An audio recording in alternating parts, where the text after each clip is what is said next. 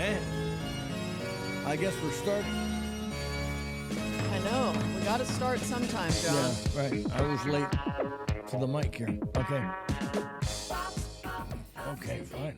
I get a lot of people sending me DMs of reels where they use this audio. They're like, Really? Yeah, they're just like unrelated. They're not necessarily food reels, but they're just like, hey, other people still know about this song. So, Pop music, my God. who knew? I didn't. Yeah, Who knew? I think it's grown on me over time. Over 3 years, yeah. It's grown on me. It wasn't my favorite to begin with, but Yeah. could have been worse. All right, let's get the energy up here. Come on.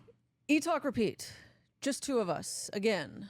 Welcome to another episode. We're getting more and more listeners. And also, I have to say, our listeners are probably the best listeners. Exactly. It's so great. Because they have impeccable taste. Well, introduce yourself, John. All right, I'm the contumacious connoisseur, John Curtis. What does contumacious mean? It means, it means argumentative. And that's you. Yes. Argumentative, opinionated, argumentative, difficult, irascible. There are lots of things. Okay, I like peevish. What is the word again? Contumacious. Yes. Did you do the spelling bee when you grew up? I was very good at the spelling bee. Okay. Very good. I didn't do it like they do it now, where the kids spend months memorizing everything. Back then, we just, could you spell? Yeah, I was pretty good spelling. I had to do it 1 year, but I didn't go anywhere. So, contumacious connoisseur John Curtis at John Curtis on Instagram, and at Eating Las Vegas on Twitter. And I'm Ash Watkins, the hamburguesa principesa of Las Vegas. I'm a restaurant and food critic in my own mind, and that's about as far as my street cred go. This is Eat, Talk, Repeat. Be sure to like, follow, subscribe, leave a review, leave comments now. We're on YouTube, so feel free to watch us. And then feel free to disagree. Yes. Well, I don't think anyone has a hard time with that. That's true. It's the internet. So. It is. And then email us, cheers@eattalkrepeat.com. Hate mail, questions, recommendations, anything you might want. I'm trying to think. Oh, we've got some. You've been to some places, John. Not a lot this week. It's just been kind of a weird week. Why? It just has been. It was super busy last week. This week hasn't been as busy, but it's been hotter. Yeah. And things going on around the house, workmen in the house, things happening. I don't know, weird week. Okay, it's just been a weird week. Need my Friday lunch, to have the, gin and wine-soaked midday repast. Are you doing it this week? I'm doing it this week. Okay, Yeah. It's going to be a big time this week. So. All right. Restaurant rundown. You've been to Pasta Ramen. You finally got to Pisces, you slowpoke. Yeah. Well, it was only been open 10 days. I got there, yeah. It's just fun when I get there first. Yeah. Did you go to Nocturno in the Doberman? I went to we didn't go into the Doberman, although my friends were begging me to go into the Doberman. We went to Nocturno instead to see DJ Flores of Milpa fame. And I have a little food news you can use. Finally. Ran into you at 1228 Main. 1228 Main, yeah. So taking my girls from the, shout out to all my gals from the old city attorney's office. Took them to lunch there. We had a grand time gossiping about City Hall and politicians and everybody else we know. Oh, I could only imagine. Yeah. And then, same. It's kind of been weird. I was out of town, so I really don't have many other ventures other than Los Arcos Birria and Tacos. Love that place. No, where's that? It's on Maryland Parkway. You go all the way over there? Well, I don't. That's the hood, Mr. baby. Hollywood picks him up. Okay. I don't go over all right. there. Well, I trust your birria cred there. And then Pepper Club, always.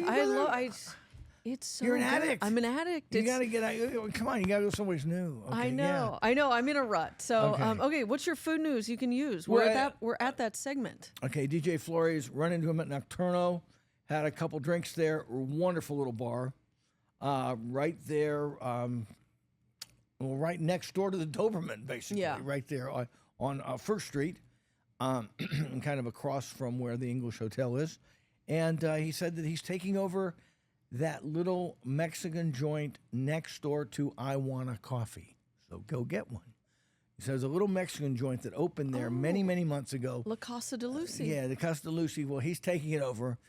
And he told me the name, and I apologize for not looking at the food gal's going to jump all over me because she goes, just call him and find out what the name's going to be. Because he told me, it starts with a C, like Cocina or something like that. But it's not the name. But it's a one-word name. He's bringing his, his handmade tacos and tortillas. He's bringing them to the Arts District. So we're going to have bookended great tacos. We've got Letty's at one end of Main Street, and we're going to have DJ Flores at the other with his little taco shop, and it's going to be a great addition right next to I Want a Coffee on Utah and Main Street. Yeah, that little La Casa De Lucy, she meant well. She meant well, but it was I ate there once, and I just found myself kind of feeling sorry for the people who think they can make a go of it with such mediocre food. Yeah, and also just social media, you really have to buy into it, and now, it was very amateurish all around. That's the word. It was amateurish. And look, I went for breakfast, and that was my thing. I was like, at 8 a.m., 9 a.m., my only option really down here was Jack in the Box or 1228 Main, and there's only so many French rolled omelets I could have in a week, and so they were doing chorizo and eggs, so like breakfast tacos, which I enjoyed, but yeah, I'm it wasn't excited. bad, but DJ's coming down. Do you have a timeline? Sooner than later, because the place is kind of a new build out. Yeah. Okay, so he didn't give me a date, but he said it was going to be very soon, like this summer, like in the next month or so. So I think I they're just wonder if taking it's like the year, like annual lease is coming up, and so he's swooping in to take it over. Well, I can't wait. I will find out the name, and we will report next week. And it'll be it's a small place right next to I Want a Coffee right there. And the landlord there is building out a really nice little block of cool, groovy little joints. And it's if you follow me on social media, and you should, I reposted something from England of all things. I get my feed is full of these chefs talking and restaurant people talking and critics talking. And one of these guys was a restaurateur, a middle-aged guy in London, talking about the importance of good landlords to have a good, vibrant local restaurant scene. He says it gets overlooked all the time. People talking, the chefs can do their thing. It's got to be creative food. You have to get the social media people. But the foundation of great restaurants in a food-centric or interesting neighborhood is landlords who basically become partners in the restaurant and want the restaurant to enhance the neighborhood and work with them to do so, rather than just charging them rent out the wazoo and looking forward to doubling it every 5 years if they can get away with that. So I think that's not to be underestimated. Don't know the name of the landlord down there on Utah. I know Todd Marshall, who's the landlord on the great block with Holstein's. They just opened Holstein's and Velveteen Rabbit and Good Pie and Main Street Provisions. I mean, he's all in wanting good restaurants to be part of his real estate. So that's what you need. Yeah, it's so true. You really do need landlords that ultimately want the neighborhood to succeed and realize that their property value goes up by having good tenants that are bringing quality. And not to sound like a socialist here, especially in this company. Well, that's why we don't have Sam here. We'll allow it. But I also realize, like some of the people I know, that they have enough money. You know what I mean? Some of these people are not poor. Okay, so it's a matter of, I want to get another 15% increase in rent or whatever.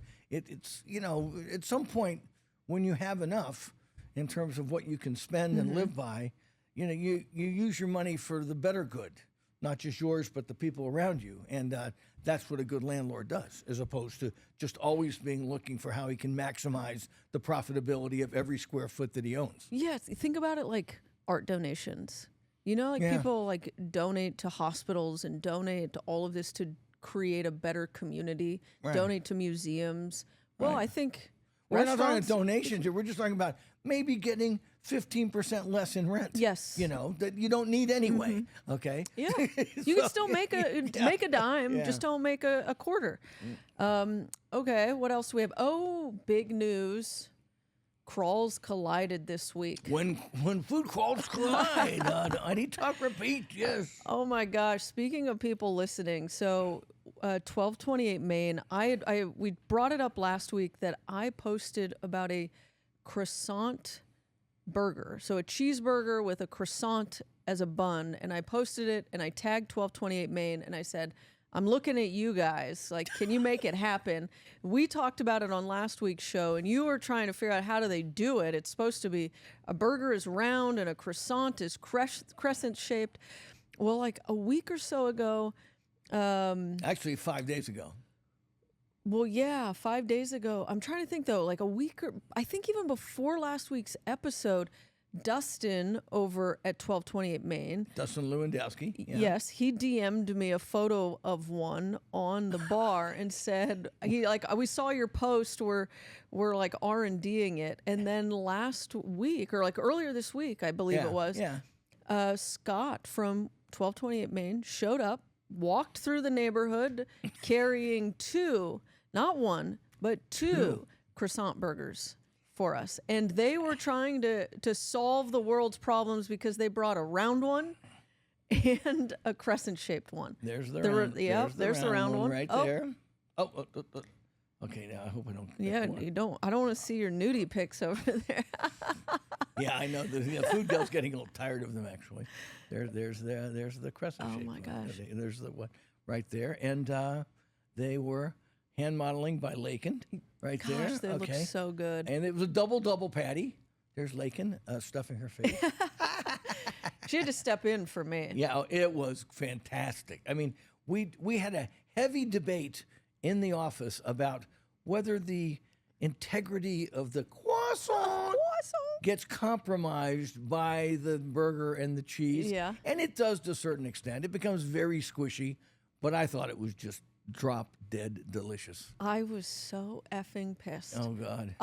Lakin texted us the photos and said, hey, Scott just dropped these off. John, can you come over and taste them? I came running down here. I read it and I was like, what the Yeah, they were good. I mean, it's good meat, good cheese. I mean, it's kind of like we say, like they're all sort of an homage to the Big Mac, you know, in the way they layer the special kind of sweet, tangy sauce in between the meat and the lettuce with the good cheese.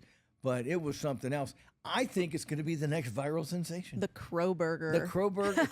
Cro-Burger. I don't know which. The Cro-Burger. It should take off. I was at 1228 for lunch, as I said earlier today.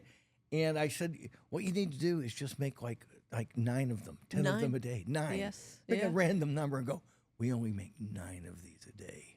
And watch the lines form out the front door. I think it would Yes, work. it would. They have all the ingredients already there. Okay. So that's the funnier part. We only make 9, but you've got Okay, make it 19. No, But I just think make a real finite number of them. I think make it 9. Yeah. You know, because they have limited. They're prepared to make burgers. They have tons of croissants. Right. But just make it some absurd number. Yeah, this is it. And you've either got to show up and get it or not. I swear to God, it could. You can give me a percentage of the profits, 1228 Maine. Well, give me a percentage. All right, you thought of it. Okay. No, it's funny. Credit where it's due. That's true. But really cool, really thoughtful. Thank you, 1228 Maine. Again, they're on their summer hours program. I think it's 8 to 3 p.m. 8 to 3. I was there for lunch every like day. I said, and they were doing a nice little job today. Yeah. Yeah, we ate everything we could on the menu. So restaurant rundown. We still haven't. I know. The burger crawl has stalled. June's our month. It has to be because Sam's going out of town July. Yeah, so well, I'm going out of town in June too. So. when in June? Late, like just 5 days in Vancouver. That's all. Just going up there, just to escape some of the early summer heat. Okay. That's all. So, right. but yes, for the rest of the month, I'm around. Okay, we've got it. We can do this. But fun fact: Carver Steak has announced that they have added a burger. Yeah. In order to get this burger, you have to be sitting at the bar. It's $45. And they only have a limited number every night. It says right in the press release. I know. Yeah. It's called the Carver Steak and Egg Burger. Now, let me describe it and get your thoughts. Okay. You ready? All right. A Wagyu patty, Yeah, okay. Melt- Who doesn't do that? Yeah. Melty Gruyere cheese. Melty as opposed to what? The hard stuff? No, like cheddar or Okay. Swiss Melty or Gruyere is American. going to bring a certain nuttiness to the quality little of the tart. cheese. A little tart nuttiness, exactly. Then they top it with Wagyu rib cap sliced. Huh? Now we're gilding the lily. Then they put chimichurri sauce, crispy shallots. We're venturing into Scotch 80 Prime territory here, Or folks. ocean prime, yeah, and Yeah. horseradish cream, but then they add an egg. Oh God, no, guys! Addition by subtraction. I know, Okay, I know. you are overdoing it. This is exactly what will not work. It'll work with your dumb, drunk bro culture guys who Mm-hmm. go, "I want a burger with short rib and an egg on it," because that's how I roll. But yeah, true aficionados will scoff. I say. I was like, I know they clearly listened to us, but they must not like us because the egg just seemed, they're like, you know what, these cats might be onto something with the steakhouse burger. Listen, look at all the steakhouses around town making $50+ a pop off of these. Well, I like what you see. I think what they listen to. Let me interrupt you. Yeah. Because I think this props to you on this. They listen to what you said because I remember it distinctly. But sometimes you want to go to a steakhouse, and you don't want a big slab of steer muscle. You don't want a fillet or a sirloin or whatever, or even 3 slices of ribeye. Just some kind of meat, but some kind of mid. I don't mean mid in a bad way there, but just some kind of something that's meaty but not too meaty, and has the bread and the cheese, all your major food groups right there. When you said that, I thought that's just it. I mean, it just hits a certain note for certain people who want to be at the steakhouse but don't want to eat a big old steak. 100%. Yeah, and I think that's why they should all have one, not just on the bar menu. On the bar menu, Yeah. But so I was like, they must not like us though, or not fully trust us because they put an egg on it. The egg is just dumb. Yeah, That's dumb. That's just a concession to the that whole Instagram Yeah, culture. the yolk porn. Yeah, yolk porn, TikTokers. Look at us. Look at the runny egg. So I love you guys. I mean, I think Carver Steak's one of the great steakhouses in Las Vegas, but the burger is turning me off before I even get there. Yeah, and I mean, what was it? 3 out of the 4 on our top 4 burger is just basically meat and cheese and bun. Yeah, and I said this last week. Jonathan Jossel over at the Plaza Hotel, I told him that was kind of a criteria that seemed to be rising to the top, and he got it right away. He said, yeah, I mean, sometimes if you're going to talk about steakhouse burgers, it's really about the best steak house meat put into a burger format, and that's what we're doing. Okay, well, I'm going to go check it out because it sounds getting interesting. I'm getting tongue-tied here. What's going on? Drink more I'm water. not even drunk. Gosh, figure it out.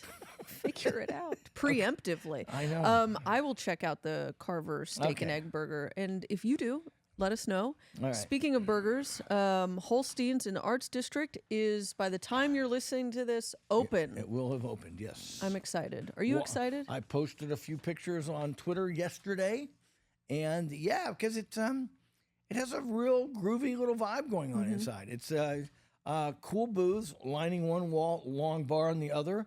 It's the same kind of boozy milkshakes and kind of you can get anything from a simple burger there to one of these monstrosities, anything and everything in between. But I mean, one of our friends of the show went, "Oh, I don't like it. I don't like it. Their burgers, they're not that good."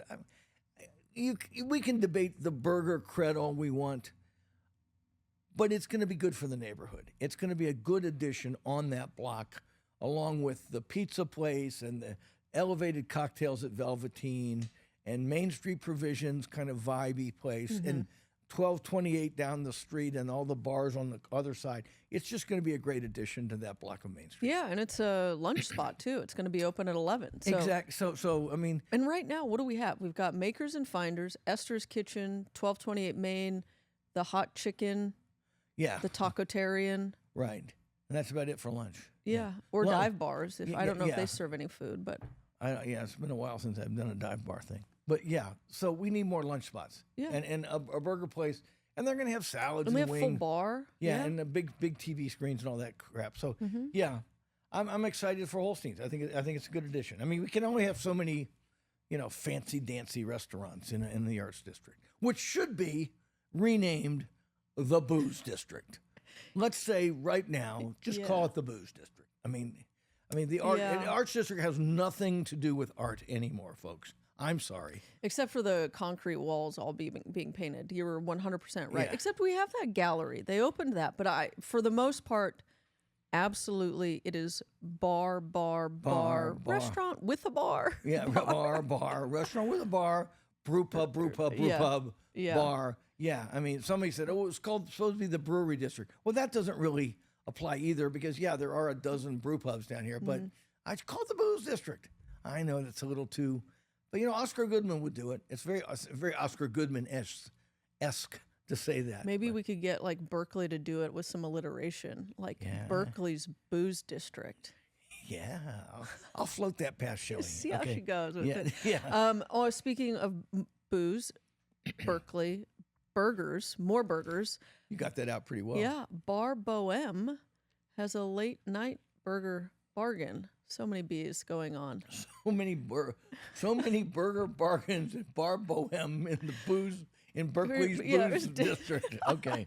Have you heard about this? I was there and they showed. I mean, it's kind of trying to get a late night crowd. They're trying to get sort of the industry crowd in there.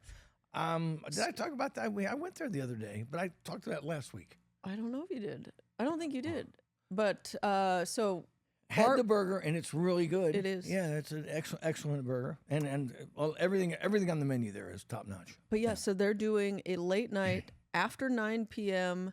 If you're seated at Bar Boheme's Burger, not the little petite Boheme, but the main restaurant, if you're seated at their bar, you can get a cheeseburger and frites for $15, but you got to order a drink, a cocktail or a wine or a beer.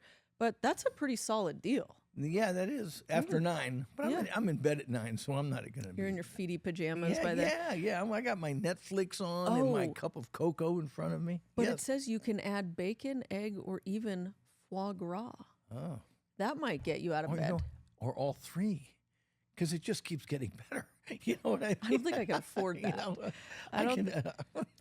Also, fun fact. Everything in moderation, including moderation. Yeah. James Trees did a post explaining like all the ingredients of the burger, and one of them was called New School American Cheese. What the? Right? I said, I need to know what this means. Like, am I just a peasant over here? And what's wrong with good old Kraft individual slices? Come on, James. It's worked for everyone. Apparently, it's some newly processed chefy cheese where it's aged Wisconsin cheddar, but it melts. Yeah, well, that's the thing about whatever chemicals they put in those Kraft slices, the meltability of it is just so exquisite. Okay, it's hard to duplicate that with any other cheese. Oh, we also have an update on Sam's papier Peeve at Bar Boheme. Remember, he complained that they have the white linen tablecloths, but on top of it, the tablecloths, they had the white paper. Yeah. They're getting rid of it. They're getting People rid are of listening. I think we are becoming more than just nano influencers here. We are micro. We're becoming at least mid influencers. I think we're nano naggers at this point. We're just telling people like, "Hey, do this better, change this." But I thought that was I got Sam's objection to that, but glad they're changing. But whatever works. Whatever works. Yeah. I think you probably don't care about this, but maybe some people around the town do. Farm Basket has closed another location. Oh, no. Oh, can you see the tears streaming down my face? So they're down to 2. The original on West Charleston and then another one in Enterprise. You'll have to educate me on this. I never went, but I'm sure you did. Revea is closing? Yeah, well, that's the old mix at the top of the Mandalay Bay, which was a big frickin' deal back in 2008, 2009 when it opened. No, Revea's been Revea since 2015. Oh, got it. Okay, so it was opened by Alain Ducasse. Alain Ducasse opened it at the top of Mandalay Bay, and it was quite the deal. A beautiful restaurant, huge open kitchen, gorgeous views down the strip. And then they changed it over in 2015 to Revea. Ducasse has had his name attached to it But as I've been told and know for a fact, he's done little with the restaurant other than just fly over and collect a check, for the last 10 years. And they're probably closing it up. So it lost Was its it tired? It was very tired. It was tired when they switched over to Reve and they decided to make it sort of an Italian-esque Mediterranean restaurant. When it opened, it spent 5 years as a very, very good French restaurant attached to a very scenic bar. But those days slowly faded away starting in the early 20-teens. And it's just been one of these forgettable places for the longest time. So can't say anybody's shedding a tear. In its day, though, it was pretty spectacular. I mean, you could sit there at the window and look right down the strip. It was as dramatic a view as any restaurant. Wow. And for a while, they had some really top shelf chefs coming through there, and it was wonderful. But now it's no more. Have you heard anything? The press release I read didn't have any announcement on the replacement. Do you think anything will go in there? I have zero confidence in the MGM Grand's ability to put anything interesting in any of their hotels at this point. So, no, whatever they announce will be, just a so-so. Tao Group? Another Tao Group. God, thank you. Something like that. Or maybe if we're lucky, Guy Fieri is going to put a Flavor Town. Put a sports bar up there. Okay. That's the extent of the imaginations at the MGM these days. Okay, so Revere And then clothing. the last thing I've got is I don't know if you've been. Have you been to Chubby Cattle or any of those? Homie don't play that. You don't do. Homie- You do occasionally. Homie don't play that. You do. Homie doesn't do all you can eat anything or moving sushi. No. Phil Zhang. I bet he could get you there. I love Phil, but no. Okay, well, anyone that's interested, the Chubby Group is opening a skewer place. But realistically, the best skewers are those lamb skewers at You Noodle. Oh my God, yes. Cumin lamb. Oh, yeah, they're so good. So good. They also do them at the other Chengdu Taste. Chengdu Taste. Thank you very much. much. I can't go back in there. My taste buds are barely recovered from 3 years ago or whatever it was. It will light you up. Yes, it will. Okay, let's take a quick break, come back, and go into I want to hear all about pasta ramen and Pisces. Yeah, it's going to be an interesting contrast. Okay. Okay.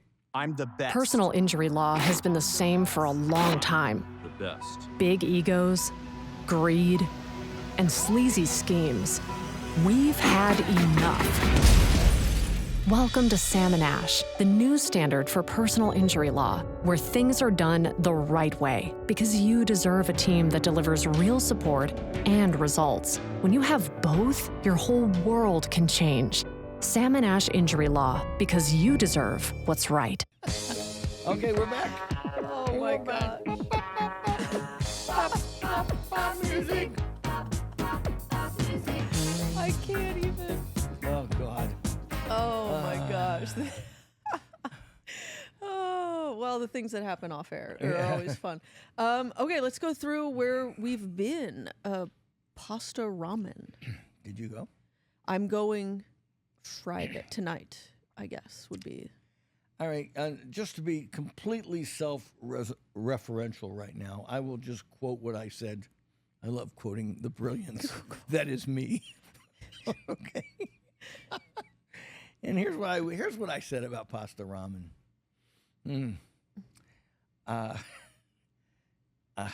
Okay. It's in the Bar Zazu space right next to Breza in Resorts World. Just so we know what we're talking about. Not to damn it with faint praise, but pasta ramen is an interesting concept aimed at a younger demographic who will find plenty to photograph among its myriad of mashup dishes. Some things that takoyaki, which is the deep fried and grilled octopus balls, which they're very, very good with bonito flakes. The fried calamari knocked me over. It was so good. The pork cutlet was really, really good.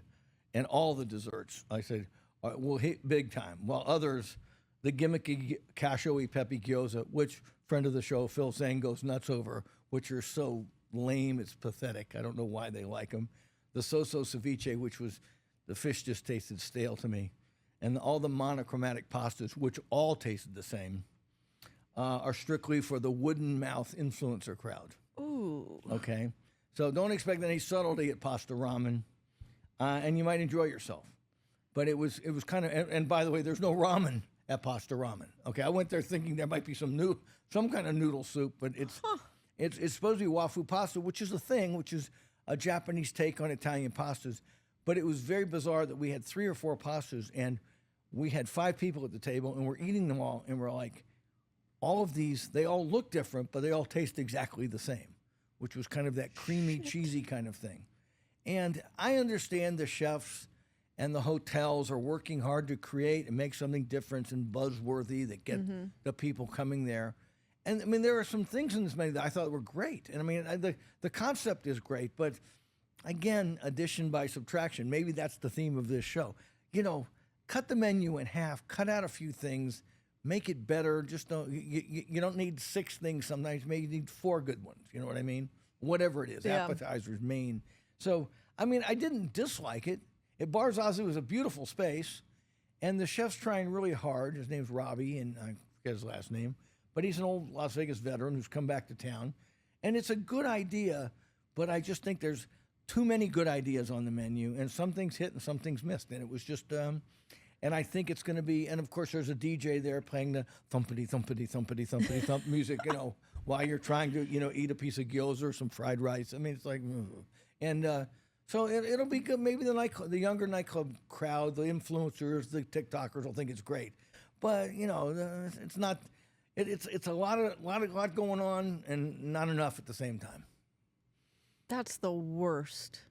When it's like too much going on, but also not enough. You leave confused. Right. There was just you're like, what happened to me? At least they ended on a strong note. So they brought the desserts, which are done at Breza next door. The desserts are eye-rolling, in your head great. Well, Nicole Brisson's involved in this, right? Yeah, right. She is. She is. And I mean, I try to be fair because I said, you know, some of the things are really good, but you know, pasta ramen, they all kind of taste the same. You know, some of the stuff just the ceviche put me off in a bad way, and I went, well, I don't know if they call it ceviche or crudi, but it was kind of a vinaigrette dressed raw fish. I went. Was the fish off? Well, it was flabby. It had a very kind of, it just, not in a good way. And it just had that little aftertaste that it should not have had, that raw fish should not have. And I'm like, yeah. You know, and then I'm thinking to myself, why do we have this on, you know why? Because everybody's got to have a crudo on the dish. His fault. Everybody has to have a ceviche. No, you don't. No. Yeah. I mean, you know, stop it. You know, all these, the same oldness of all these menus. You know, just take it off.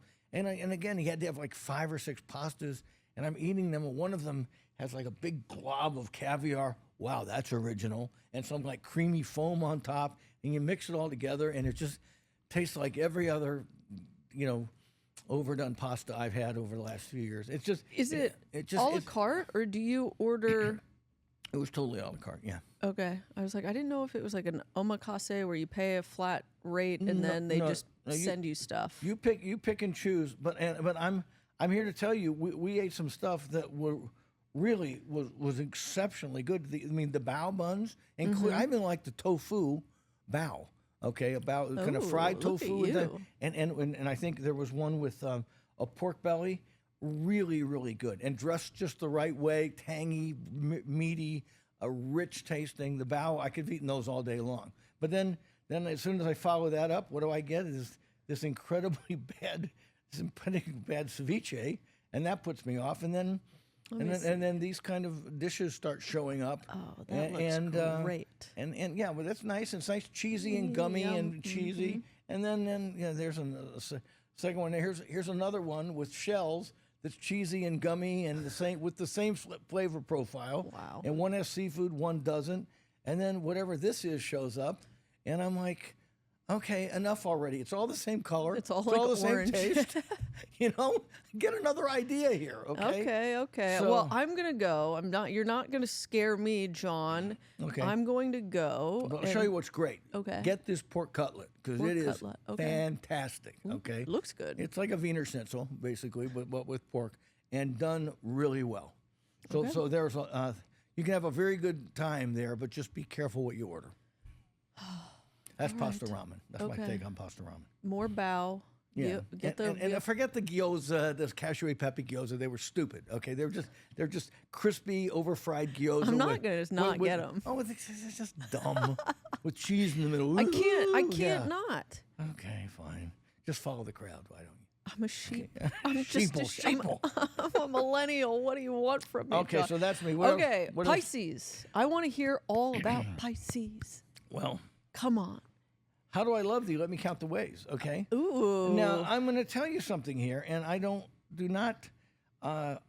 walked into Pisces thinking I wasn't going to like it. I had my dukes up. I was like, when I know you're going to rip me off, and you're going to be overcharging me, and you're going to soak me, and you spent way too much money on this restaurant, and it looks beautiful, Todd Yeah. Avery Lenahan look. But I know the food's going to be so, and I'm going to be slamming it left and right. Not true, my friends. Not true. Oh. Not true. Pisces scores. Yeah. Scores.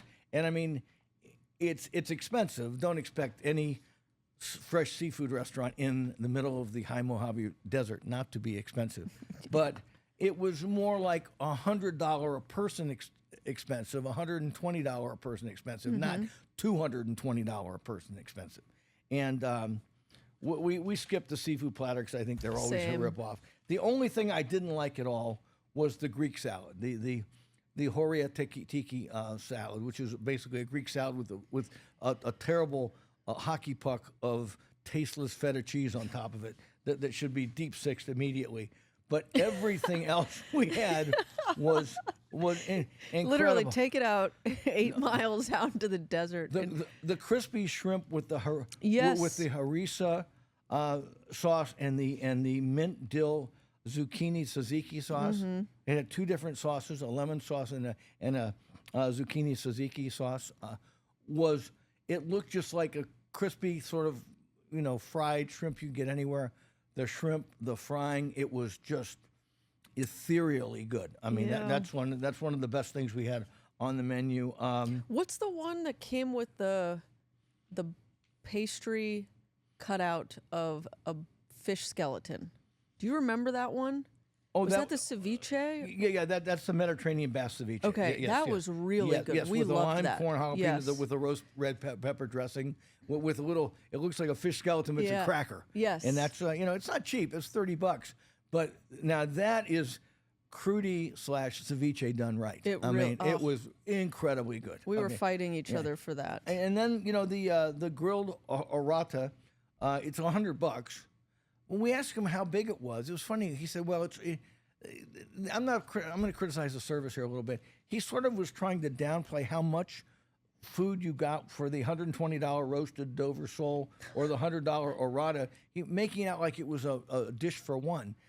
Each of those could easily feed 3 people. Okay." He was trying to sell you all one. Yeah, exactly. And a grilled orata for 2 is a perfect, and that's less than $50 a person. And the whole roasted Dover sole, we didn't get it, but I saw one at another table, and that's enough. Those 4 big sole fillets, that's enough for 4 people. So order wisely, and you can eat very well there, and not spend through the nose. We also had the paella.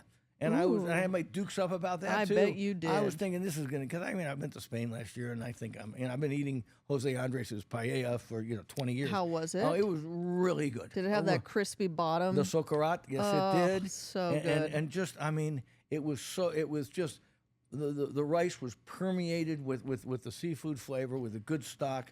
Then we ended with the olive oil cake, which was incredible. So good. I'm eating dish after dish here going, and it's not just cooked well. It was well thought out. It was like the chef, Martin Hirling, they're executing the preparation, but they're really executing how they've thought about the dish and put all the flavors together, whether it's that ceviche or it's the gigante beans with the citrus salad on the whole grilled sea brim. The only thing I thought, which was a mistake, was the grilled Greek salad. Since there's no Greeks around, Martin, just cut it out of the menu. Or hire one of my Greek aunts to come over. She'll come over and show you how to make one. This has been a great reminder. When I reviewed it, I did not remember anything that we had, and I don't even think I talked about it. I was so stunned. I just remember I loved it, couldn't wait to go back, and I loved the decor. It was just such a great scene. But we did the ceviche also. I think we did the hamachi serrano, and then also one of the salads that we all shared. And I think Mr. Hollywood shared the spicy lobster spaghettini, and they inhaled it. He shared it with our friend, and they absolutely inhaled it. I had the olive oil poached halibut. Yeah. Really good. Well, and like we said, all these things, they seem kind of high priced, but almost everything could feed more than one person. Right. Yeah. So, And that's what I would maybe even recommend is just share it all. Like, don't think you have to go in and everyone has to get their appetizer and everyone has to get their own entree. Share it. well, I'll show you something else, a little Spanish Oh, thing. you know what you had, and I called you out on it. What? Your Iberico ham with caviar and gold leaf. Oh, you mean this right here? Yes. You- Yes. I did not order it. Our friend of the show, Greg, ordered it. Oh my gosh. Okay. I saw that and I was like, Yeah. this guy. I looked through it. When it came, I said, who the hell ordered this? All right. And But then, you liked it. Oh, it was good. You was loved good. it. Oh, the croquettes were great. Oh, and my gosh. The jamon iberico was really nice. Did it need the caviar? Did Of it course, need, the no, gold no, leaf. it Yes, does- yes. No. So You took a photo of it. Anyway, just by way of comparison, you want to compare the two restaurants. Pasta Ramen could take some lessons in restraint and thoughtfulness, in recipe thoughtfulness, by seeing how they put these things together at Pisces versus just conglomerating and glomming ingredients together and putting out in front of diners just to impress the Instagrammers. 100%. I also think a lot of it is just take a bunch of pictures, go once, and you'll never go back. Where this restaurant, Pisces, is dependent on repeat and return customers. Well and said. I already, I couldn't agree more. Yeah. I don't know if they do brunch yet. I think this will be a spot where a Mother's Day dinner or brunch would be a brilliant idea. Yeah. Because I know how much you love Mother's Day. Oh, yeah, of course. Yeah, just want to bring it up. In fact, my mother's on around here. I'll take your mother out for Mother's Day, okay? Thank you. Just to keep you happy. Thank you. But I love Pisces. I can't wait to go back. Did you see the fish display? Yeah, fish fillets nice. Very I mean, cool. it's not Milos. It's No, it's a yeah. mini Milos. But, and I mean, sort of, they know who we were. We were there with Nicole Brisson, and I know Martin Hirling, the chef. So we got very good service, but I don't think anybody's going to complain about the service at this place.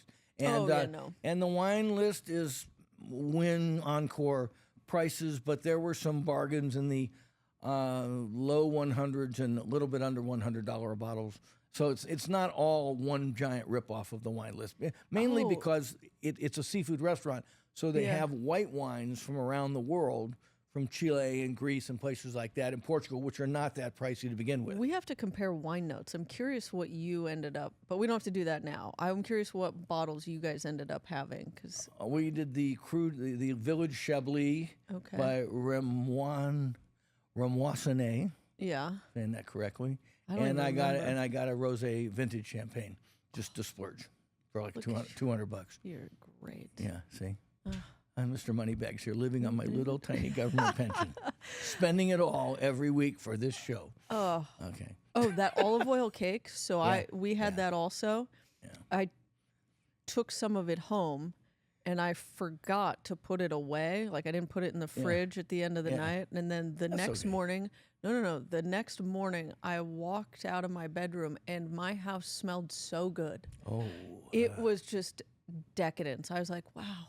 Smells like a birthday cake or something, just like this light sweetness. It was really nice. So that's the most expensive And they candle. have the pavlova too, which they What is that? Well, they shatter it. It's just like, it looks like a little globe with spiky little white globe, and then they hit it and it falls apart, and then there's a fruit compote tart in the middle of it. Really nice.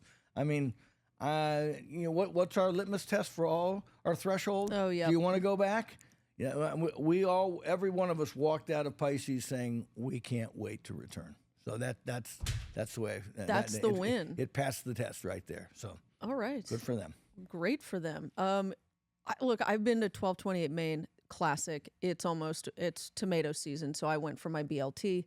Really incredible. Then went to Los Arcos, which, as you mentioned, it is in the not so nicest part of town, but it's a authentic birria taco shop, and occasionally we'll grab those and do those at home, and really good, probably some of the best around. And then I'm addicted to Pepper Club. I can't get enough of it. Really, really good. Oh, speaking of Pepper Club, and it made me think of bread. What did you think of Pisces and their little pull apart croissant bread? Oh, with the little what do they? I forget what they call it, but it looks like a rolled little mountain spiky croissants, turned on their side. Yes. Yeah. Incredible. So good. I mean, it was so good. This is how good it was. And this sounds counterintuitive. I took a bite and a tiny other bite, and I said, push this away, put it on the other side of the table, because if it sits right in front of me, I'm going to eat the whole goddamn thing and then want another one. Okay. Yeah. So I literally took a bite and a half, and I said, I cannot Get it out. Yep. Get this away from me, because it's that good. It's destination bread. Yeah, yes, it is. It's on its own. Whoever thought it up, I hope Martin Hirling did, or somebody. Yeah. Some good chef there deserves a raise. Yeah, and they give you those like tomato, like the pastes for them. They're not like olive tapenades for them. So not just butter. I remember I just tasted one of them. I think, but really good. I remember looking at it with my eyes started popping out of my head, and I went, this is kind of like the first time I saw we're just gonna leave it. Let's move on to your pet peeve, John. Let's move on to your pet peeve. My pet peeve of the week is the increasing and continuing suckitude of Eater Las Vegas. Okay, what's that word? Suckitude. I mean, they did a long form article. I'm not going to give the author any credence here, because it was such a blowjob of an article on a low roller Palace Station casino about how iconic the oyster bar was there and how great it was. And this guy got so many things wrong. I think it was a guy.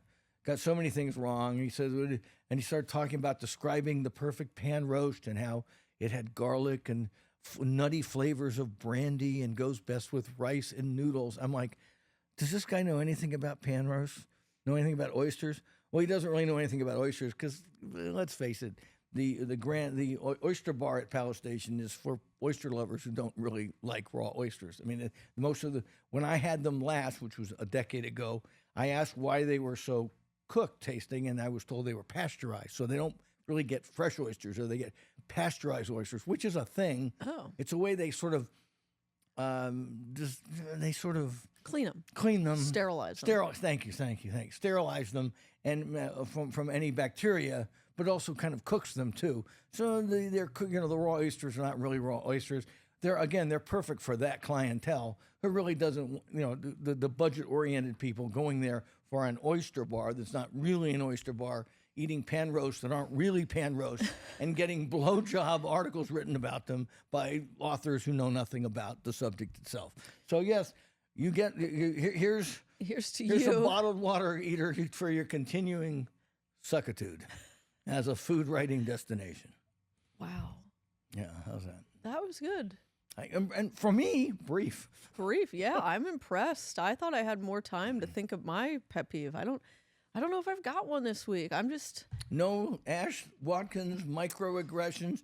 Someone didn't put the spoon, the soup spoon, in the wrong angle next to your placemat. Nothing like that. Yes. When the silver spoon was given to me as a child, I whacked it away and told him to polish it again. Okay, let me leave it just for our listeners and readers. Yeah. What is your take on nose rings for people who work in restaurants? I mean, I find them very off-putting. And before you say it, I know I'm an old guy, but there is just something unsanitary and off-putting. It's really bad when it's a cute young gal who does this to herself, but it looks gross no matter who does it. And I know it's a thing and it's cool and groovy and everybody thinks it's great. But man, there's something about a nose ring. Like, are you talking like the little studs on the side, or the one like the cattle, that they use on bulls and cows to yank them around and get them to do things, and it's just a sign of idiocy to me in people. But does it put you off? I'm asking the question. Does it put you off, or you just look right past it? I don't look right past it. I think it also just makes me. I look at the entire package of someone. Are they well kept? That's no fun. I know. I don't get lost in just the nose ring. Like if someone showed up with, like they looked very put together and that was their one poor life choice, meh, I'd allow it. But if like they also have different colored hair that's also they're starting dreads, so then I'm like, well, then 15 studs in their ear. That kind of then thing. I'm like, I would get a little worried. It also depends where I am. If I'm eating at Pisces, I do not want to see that. If I'm at a coffee bar or even Esther's Kitchen, I don't care. But I would even say Esther's Kitchen, I would be more okay with it than Bar Boheme. Yeah. Even though, same street, relatively same price points of sorts, just a different experience. So I think a lot of it comes down to where am I eating? Yeah, just how low class do you want to go? Yeah. I'm sorry. I mean, I think it's a low class. It's a class signifier. You can string me up on my thumbs, folks. But when you do it, you're sort of branding yourself in a very negative way as a young person. You're limiting yourself. You're just limiting yourself to where you can get employed. Yeah. And why do that when you're 20? Yeah. Especially when you know how great looking people are when they're 20, 25 years old.